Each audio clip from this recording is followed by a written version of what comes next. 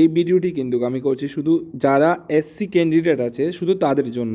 SC ক্যান্ডিডেটের জন্য এখানে কিন্তু খুবই একটি গুরুত্বপূর্ণ নোটিশ বেরিয়ে এসেছে এবং খুবই একটি ভালো খবর এখানে কিন্তু এসসি ক্যান্ডিডেটদের জন্য দেখা যাচ্ছে, যেখানে আপনি যদি গিয়ে এনএসপি পোর্টালের মধ্যে গিয়ে আপনার যদি প্রিভিয়াস ইয়ারের মানে আপনার যদি 24-এ আপনি যে ফর্ম ফিল আপ করেছেন ওটা যদি আপডেট দেখতে যান, তাহলে এখন কিছু তাদের সার্ভার মেনটেনের কারণে এখন কিন্তু কিছুই শো হবে না।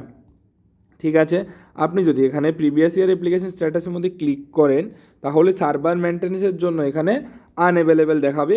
এখন কিছুদিন পর্যন্ত এখানে সার্ভার মেনটেন্যান্সের জন্য তাদের আনঅ্যাভেলেবেল দেখাচ্ছে, এখানে কিন্তু দেখাবে না। তাহলে এখন আপনাদের মনে কোশ্চেন যে আমরা তাহলে কিভাবে দেখব এবং আমাদের কি আজও কি টোকেন নাম্বার জেনারেট হয়েছে বা হবে বা কখন নাগাদ হবে। এখানে কিন্তু এসসি ক্যান্ডিডেটের জন্য খুবই একটি বড় নোটিশ আমি এখানে তুলে ধরেছি। এসসি ক্যান্ডিডেটদের কিন্তু টোকেন নাম্বার ইতিমধ্যেই জেনারেট হয়ে গেছে।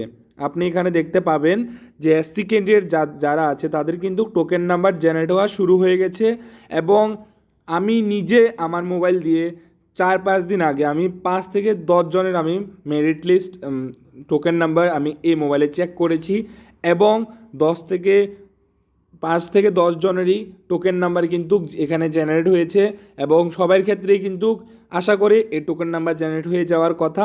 এবং আপনাদের যে স্টেট লেভেল থেকে যে 10% যে স্কলারশিপ পান ওটা আপনারা এই 2-3 দিনের মধ্যেই পেয়ে যাবেন এবং আপনাদের যে মেন বাকি অ্যামাউন্টগুলো আছে এগুলো এই মাসের মধ্যে আপনারা পেয়ে যাবেন।